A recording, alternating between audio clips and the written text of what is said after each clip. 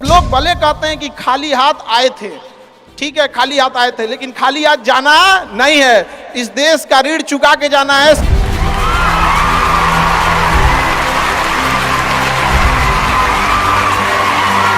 हमेशा याद रखिएगा, अकल बादाम खाने से नहीं ठोकर खाने से आती है। हमने इतिहास से यह सीखा है कि इतिहास से कोई कुछ नहीं सीखता।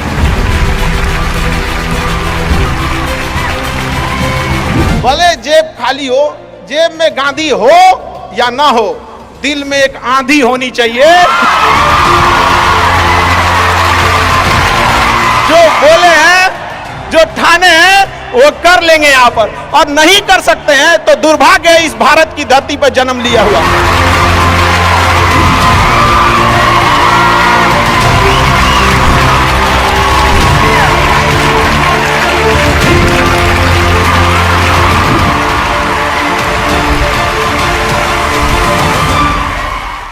भारत में एंटरप्रेन्योर इतने बड़े संख्या में आ रहे हैं और काफी खुशी हुई इस चीज को देखकर कि भारत चेंजिंग की ओर जा रहा है। अब अपने ओर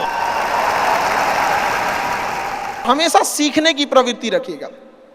और आज के टाइम पे बाप रे, एक बहुत बड़ी समस्या ना कि दूसरे से प्रति जलन, जरतुआही समझते हैं हम लोग। बिहार का ठेठ भाषा है, पता नहीं आप लोग समझते हैं कि नहीं समझ।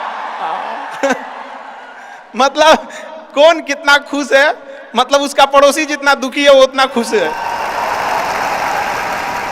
ये सब चीजों से थोड़ा आज के समय में अपने आप को थोड़ा बचा के रखने की कोशिश कीजिएगा लोग, क्योंकि किसी के जलन वगैरह से नहीं होता। अक्सर देखिएगा ना, चूंकि ये एंटरप्रेन्योर है, बिजनेस का चीज है, तो एक छोटा सा देखिएगा ना, गांव में किसी के पास समोसा का दुकान चल जाता तो उसके बगल में एक और समोसे खोल देता है। अरे आप बहुत सारी चीजें हो सकती हैं। आप डिसीजन आप कभी भी किसी और के मर्जी से इन्फ्लुएंस होके लीजिएगा, वो कभी डिसीजन सही नहीं होगा। डिसीजन आपका अपना होना चाहिए, आप क्या कर सकते हैं। और ये जिस दिन आप पहचान गए, उस दिन समझिए आधा काम आप अपने से कर दिए यहाँ पर। और वो सबके अंदर कुछ ना कुछ है, ऐसा नहीं है कि ऊपर वाला आपको खाली हाथ भेजा, सबके अंदर कुछ ना कुछ है। और ये लोग भले कहते हैं कि खाली हाथ आए थे, ठीक है खाली हाथ आए थे, लेकिन खाली हाथ जाना नहीं है। इस देश का ऋण चुका के जाना है, समाज को कुछ दे के जाना है, एक अच्छे सिद्धांत, अच्छे कर्म को दे के जाना है।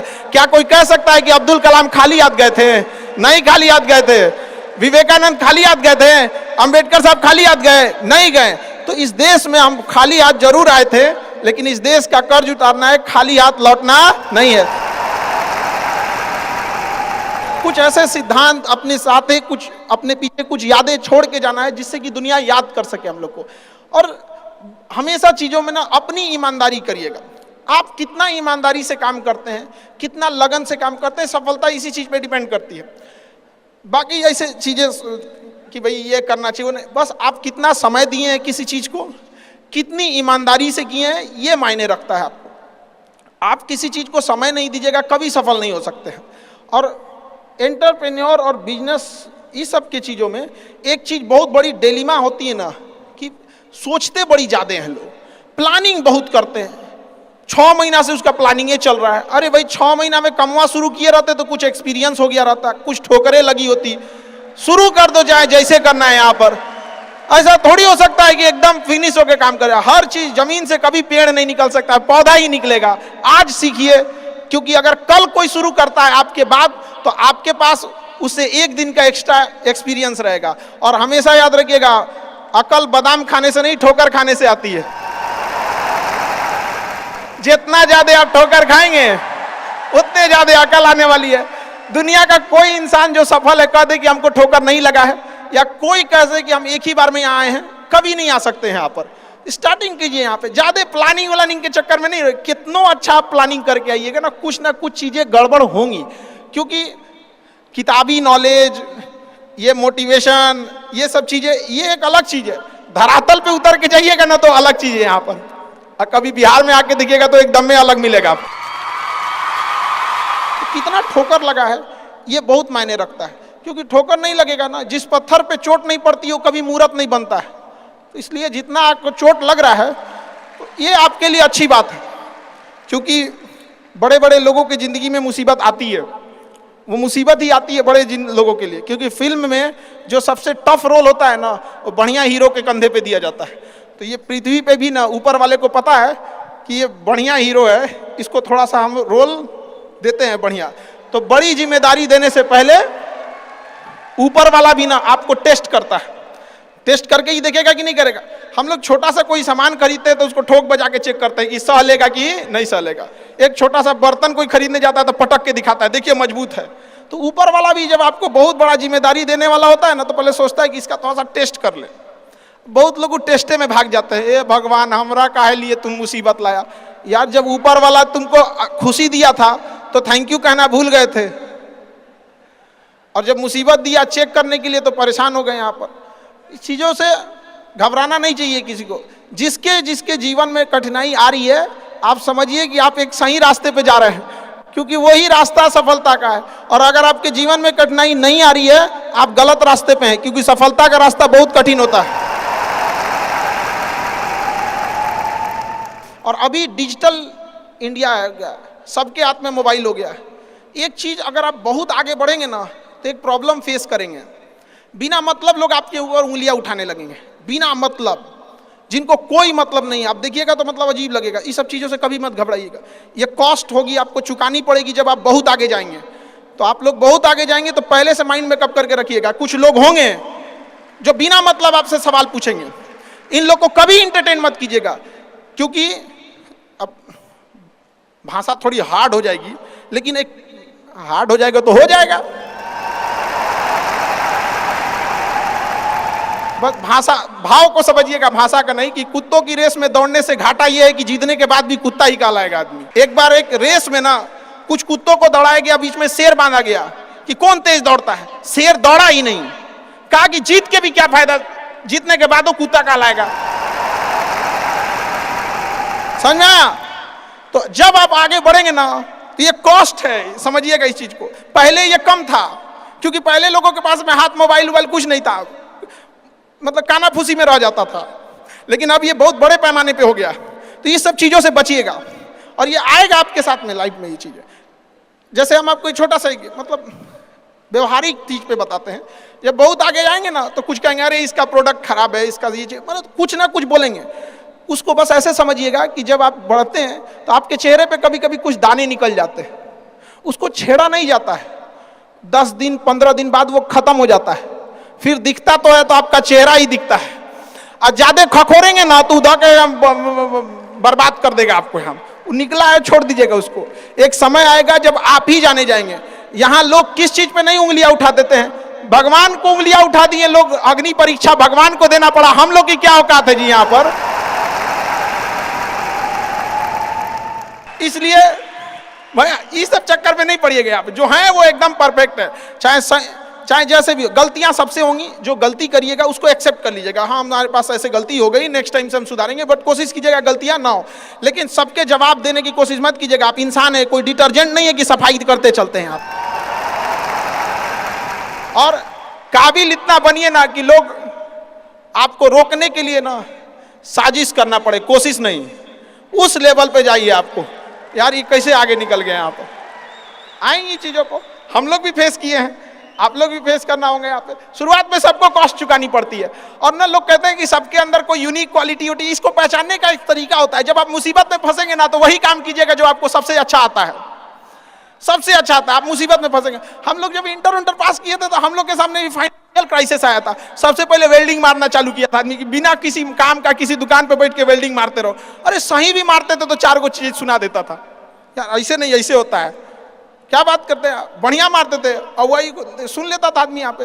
फिर धीरे धीरे किसी को पढ़ाना धीरे धीरे चालू किया आदमी। कुछ दोस्तों ने कहा कि भाई तुम पढ़ाओ, ठीक पढ़ाता है, तो आदमी उधर चला गया। तो आपको भी पता है कि आप किस चीज में अच्छे हैं, तो धीरे धीरे अपने आप के अंदर वो पहचानिए, उसको सुधारने की कोशिश कीजिए। और इधर उधर ज्यादा ध्यान नहीं दीजिए। मुसीबत आए तो अपने आप को एक बार थपथपाइएगा कि हाँ आप उस इलीट क्लास में हैं जिसके सामने मुसीबत आई है। और एक समय आएगा कि जब आप इस मुसीबत को पार कर जाएंगे, और एक समय आएगा कि जब यहाँ आके आप अभी अपनी संघर्ष की कहानी बताएंगे कि हम भी ऐसा थे। और हम आप सबसे यही उम्मीद करते हैं कि भगवान से भी हाथ जोड़ के यही दुआ मांगते हैं कि जितने लोग हैं देश के, सबको एक दिन अपनी कहानी सुनानी पड़े, क्योंकि यह देश वीरों की धरती है, वीरांगनाओं की धरती है। यहाँ पर हर बच्चा यहाँ का फौलाद है अपने आप में यहाँ पर। तो ये वक्त है अब ऋण चुकाने का।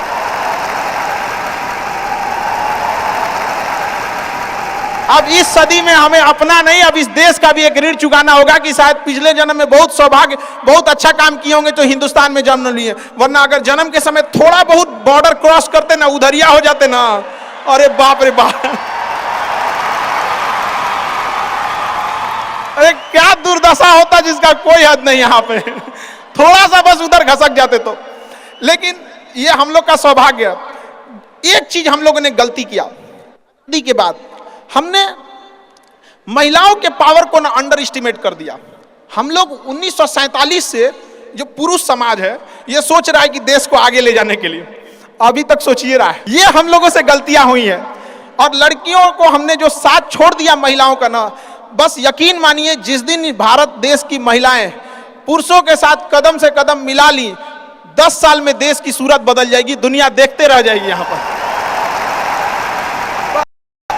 हम इस चीज को ज्यादा समझ सकते हैं क्योंकि हमारी खुद की बहन नहीं, अपनी बहन नहीं, लेकिन अभी भी हम अपना घर देखते हैं ना तो लगता है कि बहुत बड़ी कमी है। और अगर बहन रहती तो चीजों को अच्छे से समेट के रख सकती थी। तो इसलिए हम देखेंगे हमको इंडिया में सबसे ज्यादा राखी बांधी जाती है, पूरे हिंदुस्तान में सबसे ज्यादा राखी बांधी जाती है। नहीं था तो हमारे यहाँ माझी जी थे ना, वो कहे कि भगवान के भरोसे मत बैठो, क्या पता भगवान तोरे भरोसे बैठा लो। तो बहन नहीं थी तो क्या दिक्कत है, दुनिया में सबसे ज्यादा राखी बांधी गई। अब मतलब आप सोचते हैं कि अगली बार, अभी इस बार 7,500 राखी बांधी गई थी, 7,500। हर साल रक्षाबंधन के बाद, पहले ही रक्षाबंधन से पहले हमको एक डॉक्टर अपॉइंट करके रखना पड़ता है कि सर मेरा ना ब्लड रुक जाएगा, इतना राखी बांधी जाती है। तो आप एकदम ना स्टैंड बाई पे रेडी रहिएगा वहां पे।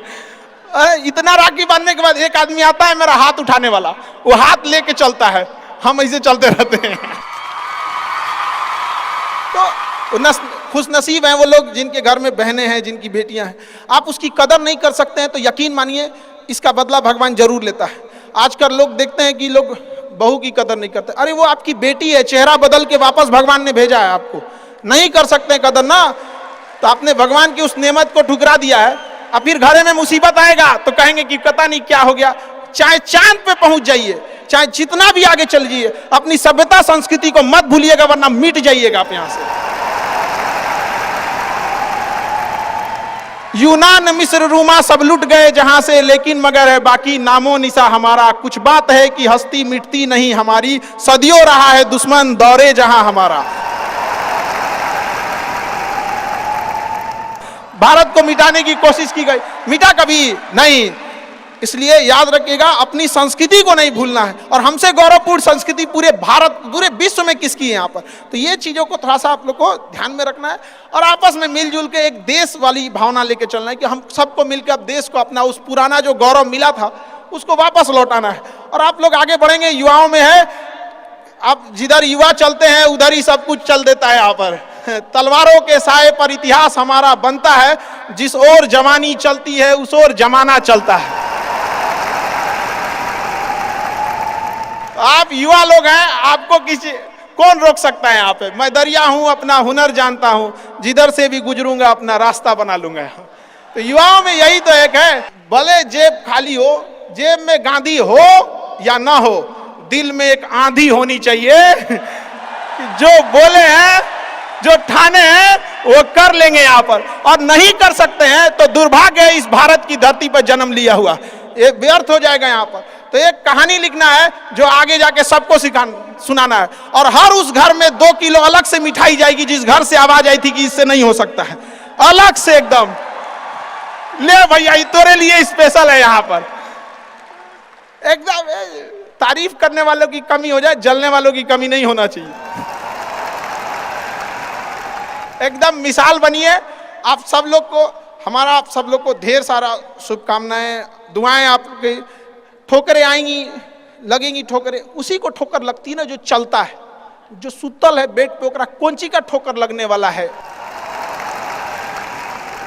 और ठोकर नहीं लगेगी तो नहीं आगे बढ़ सकते हैं। कामचोरों से तो इंडिया परेशान है, जो कुछ नहीं करता वो भी संडे को आराम करता है। अरे तोरे लिए कौन सी का संडे यार, काम बस ईमानदारी से कीजिए। हम लॉकडाउन का एक छोटा सा एग्जांपल देते हैं।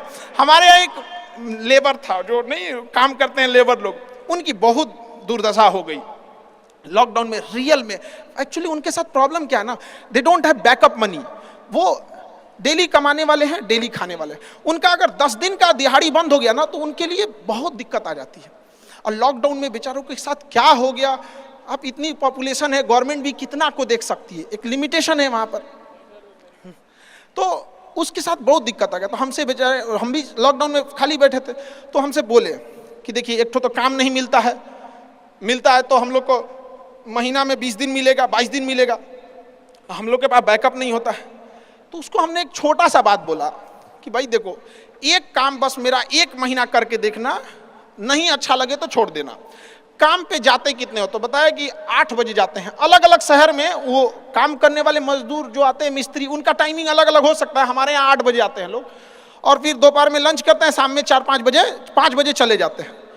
तो कहे 8 बजे के काम में आप कितने बजे जाते हो? कहा कि सर वही पहुँचते पहुँचते 7:15 हो जाता है, खैनी उनी बनाते चाय पीते 8:30 हो जाता है। हम कहे एक बात बताओ, ये आधा घंटा तुम किस में काटे? तो कहा कि जहां काम करने गए ना उनके में से। हम कहे नहीं, यही इस गड़बड़ है। आप अपनी जिम्मेदारी में से आधा घंटा काट लिए थे, आप वहां 15 मिनट पहले पहुंच के देखो।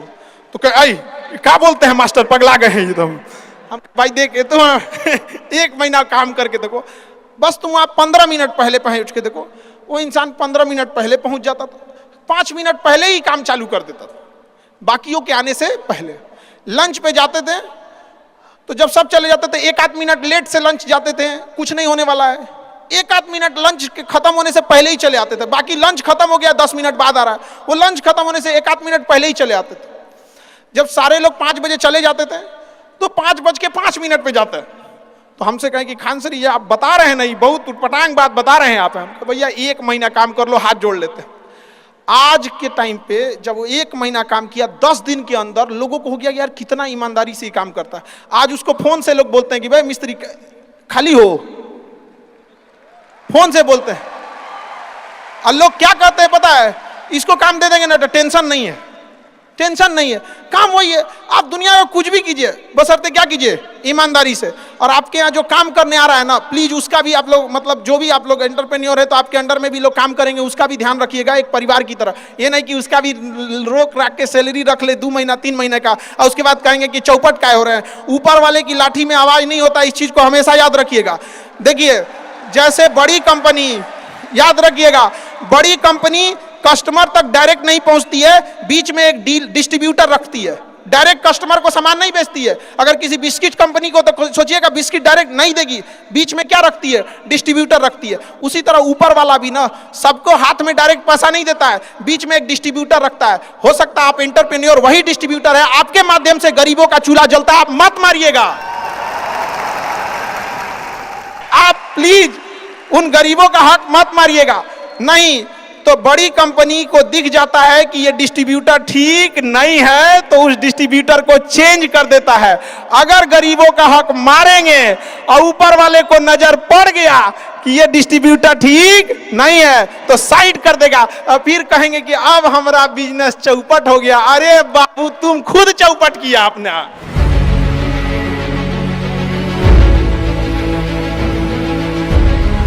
दो तरह के सवालों का जवाब आपको इस वीडियो में मिलेगा, एक इंस्पिरेशन और मोटिवेशन, क्योंकि खान सर आ रहे हैं, आपके हर सवाल की बॉल पे मारेंगे 6, आपकी कंफ्यूजन को कर देंगे एकदम फिक्स।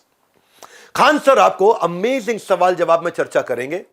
एक और मैं आपको फ्री में जबरदस्त आइडिया दे रहा हूं, अगर आपके बिजनेस पे कोई सवाल है और उसका कोई जवाब नहीं मिल पाया, चाहे वो कैश फ्लो का है, मैन पावर का है, बिजनेस में जे कर्व लाने का है, नया कस्टमर लेकर के आने का है, कंपटीशन को बीट कर देने का है, नई टेरिटरी, नया मार्केट, नया रिटेल आउटलेट, नया डिस्ट्रीब्यूशन नेटवर्क, मैं होलसेलर बनना चाहता हूं, मैन्युफैक्चरर बनना चाहता हूं, मैं एक्सपोर्ट करना, इंपोर्ट करना, ना ई कॉमर्स पर जाऊंगा, मेरे पास मैन पावर नहीं आती, टिकते नहीं, अरे पेमेंट की दिक्कत आ रही है, अरे पीछे पैसा फंस गया, मुझको लोन कैसे मिले, कितनी तरह की समस्याएं।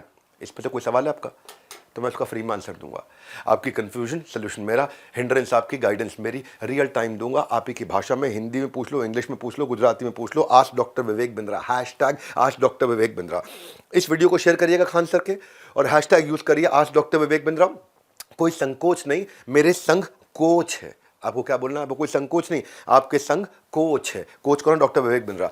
तो आपको एक लिंक दे रहा हूं, उस लिंक पे जाना है और जाकर के जो भी बिजनेस का सवाल है मुझसे पूछना है। पैसे नहीं लगेंगे। 5 सवालों के उत्तर तो फ्री दूंगा। उसके बाद आपका मन करे तो आप आगे हमारा कोई प्रोग्राम ज्वाइन कर सकते हैं। मैं आपका 24 घंटे 7 दिन का कोच हूं। हाँ, आप कोई जरूरी नहीं आपको पैसा खर्च करना है। 5 सवालों के जवाब आपको फ्री दूंगा। लिंक पे जाओ, अपना सवाल पूछो और मुझसे डायरेक्ट आंसर लो। अब सुनते हैं वो जवाब जो कि खान सर देने वाले हैं। धन्यवाद। खान सर, आपका पूरा नाम जानना चाहते हैं और थोड़ा आपने स्ट्रगल कैसे किया उसके बारे देखिए, में बताइए। बिल्कुल आपको अधिकार है पूरा नाम जानने का, लेकिन हमने इतिहास से यह सीखा है कि इतिहास से कोई कुछ नहीं सीखता है। हम आपको एक एग्जाम्पल देते हैं। जलियांवाला बाग हत्याकांड हुआ तो उन निर्दोषों की कोई गलती नहीं थी। थोड़ा सा आपको हम अपने थोड़ा सा हिस्ट्री की ओर ले जाते हैं। आप बिजनेसमैन है, शायद इंटरेस्ट ना हो तो खैर थोड़ा सा तो जलियांवाला बाग में जब हत्याकांड हुई, जनरल ओ डायर ने जनरल आर डायर को कहा कि गोली चला दो। उस चोट्टे ने गोली चला दिया, लेकिन आदेश दिया था जनरल ओ डायर। गोली मारा गया। उन निहत्तों की क्या गलती थी? न जाति देखी गई, न मजहब देखा गया, गोली मार दिया गया। उस गोली मारने के 21 साल बाद 1919 की घटना है। 1940 में उधम सिंह, भारत का वह वीर सिंह अमर रहे।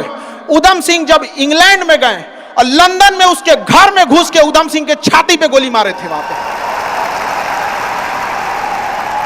और जब जज ने पूछा था कि नाम क्या है, तो उन्होंने कहा था राम मोहम्मद सिंह आजाद।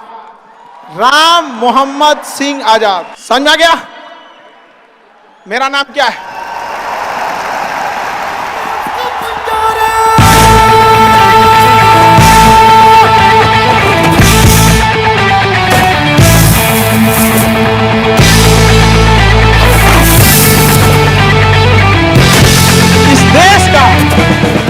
इस देश का इतना गौरवपूर्ण इतिहास अगर हम भूलेंगे तो इतिहास माफ नहीं करेगा और उन शहीदों के लिए यह एक शर्म की बात हो जाएगी। उनकी आत्मा को उस दिन गर्व महसूस होगा जब हम सब अपनी जाति, धर्म, मजहब छोड़कर एक हिंदुस्तानी कहलाएंगे। यहां पर जब हम गुलाम थे तो हिंदुस्तानी थे। आजादी ने हमें हिंदू मुसलमान बना दिया। यहां पर आज भी अगर आप कहते हैं कि मेरा नाम क्या है, तो सुनिए आपको जवाब। मेरा नाम क्या है? I am Indian.